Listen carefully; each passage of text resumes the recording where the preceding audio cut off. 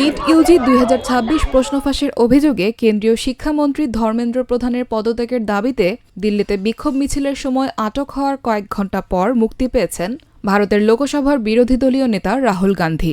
তার সঙ্গে কংগ্রেস নেত্রী প্রিয়াঙ্কা গান্ধী, কংগ্রেস সভাপতি মল্লিকার্জুন খার্গে, সমাজবাদী পার্টির প্রধান অখিলেশ যাদব সহ বিরোধী জোটের আরও কয়েকজন নেতাকেও আটক করে পরে ছেড়ে দেয় পুলিশ। প্রধানমন্ত্রীর সরকারি বাসভবনের দিকে পদযাত্রার সময় পুলিশ বিক্ষোভকারীদের বাধা দিলে উত্তেজনা সৃষ্টি হয়। টেলিভিশনের সম্প্রচারিত ভিডিওতে রাহুল গান্ধীকে পুলিশ সদস্যদের বিক্ষোভস্থল থেকে সরিয়ে নিয়ে যেতে দেখা যায়। পরে মুক্তি পাওয়ার পর প্রিয়াঙ্কা গান্ধী শিক্ষা ব্যবস্থার সংস্কার এবং প্রশ্ন ফাঁস রোধে কঠোর আইন প্রণয়নের দাবি জানান।